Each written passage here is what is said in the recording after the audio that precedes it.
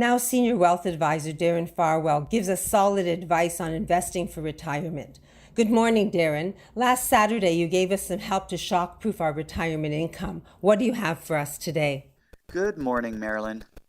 Well, we certainly have had our fair share of shocks lately. Fortunately, we've got some patios open this weekend, so maybe we can drink away a few of the sorrows. One of the shocks that was keeping Sheila up at night in particular was her fear of how what's going on in the economy, the stock market, and even out there with the virus, how is this going to affect her income? See, Sheila's retired and a widow. She's quite self-sufficient and independent, and sure, she could call her kids and ask for some money if she needed to, but she certainly doesn't want to do that. Sheila called me in May because she was starting to feel uncomfortably anxious.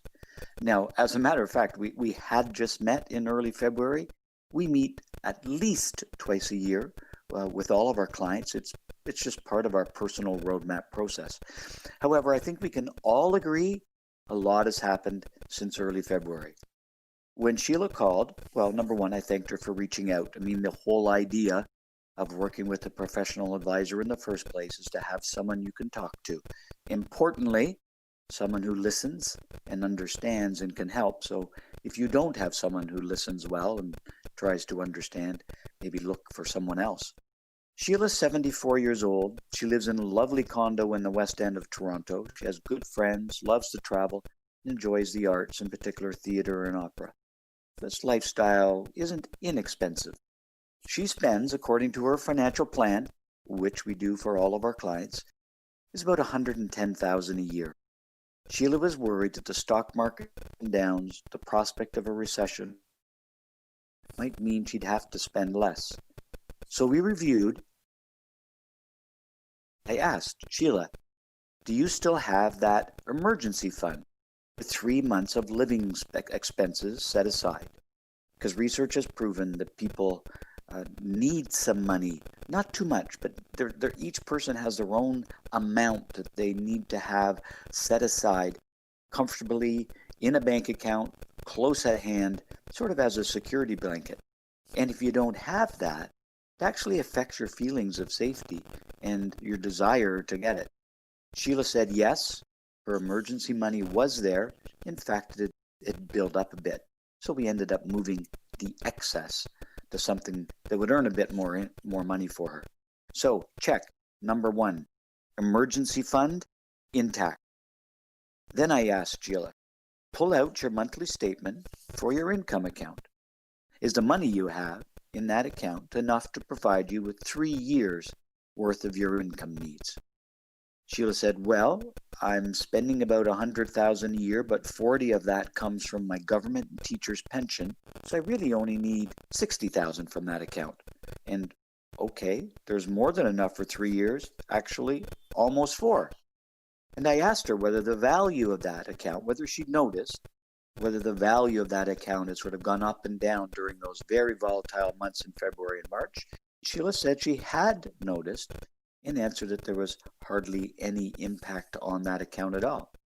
So check mark number 2, 3 years worth of income needs in safe, low investments to help pay that regular monthly income need. We call that portion of your portfolio risk off. So it was time. We'd talked a lot, gone through a whole bunch of numbers. It was time to check in with Sheila, see if she was feeling, that the numbers were actually making sense, and whether was it all clear enough? Did I make it clear enough that she was feeling less anxious and more confident? But what she did ask though was, well, in the long run, what happens if I need some extra spending money for things like long-term care or in-home care? Will I run out of money so I can't afford those things? That's a big question. And in my experience, no matter how much money you make or how much money you have, people ask the question, is it enough? So I reminded Sheila that's why we have the third bucket for you, your long-term investment grow over time to keep ahead of those killer combos of taxes and inflation. And yes, that investment account is down 2.5% year to date. That was a lot less than it was in March. But since you began in 2014, Your average return net of all costs is 5.2%, well ahead of the 4.5% target in your plan. So that portion of the portfolio for Sheila was there to help ensure over time she can maintain independence in the way she lives, in the things she likes to do, and confidence throughout her lifetime. So check. Number 3, a portion of the savings was working to keep ahead of inflation and taxes in a growth account. We call that risk on. At the end of it, Sheila said she actually sounded much happier than she did when we started the conversation. I did ask a few more questions. We discussed a few more things just to make sure that, it all clicked for her and made sense. It's the personal roadmap that creates the structure for your savings that ensures that there won't be any shocks to your income.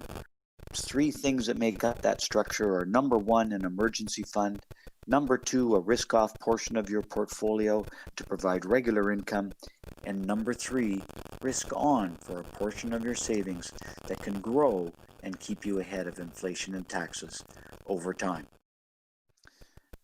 Now, Marilyn, just for your information and from a women's perspective listeners, my colleague Leslie, who you hear from regularly, has created a webinar called Shock-Proofing Your Retirement Income. The portion that I'm talking about today is stage 2 of Leslie's presentation, Shock-Proofing Your Retirement Income. We do have a copy of the webinar, Shock-Proofing Your Retirement Income, that we can make available to any from a women's perspective listeners who would like to get an emailed copy of that webinar. Feel free to send us an email at thefarwellgroup.ca, or we're always here to take your call, 416-863-7501. Thank you, Darren. I look forward to continue our conversation next Saturday. Now, after giving us the common triggers for migraine last week, Dr. Betty Rosendahl will discuss ways to reduce migraine today and do that so it's reduced naturally. Then we'll hear happy stories from hearing instrument specialist Edmund Ivazian of Hearing Aid Source Centers of Toronto, and our very own Cupid will join us, matchmaker Linda Miller, and she'll have a happy story as well. I'm Marilyn Weston, and you're getting it straight from a woman's perspective right here on Zoomer Radio.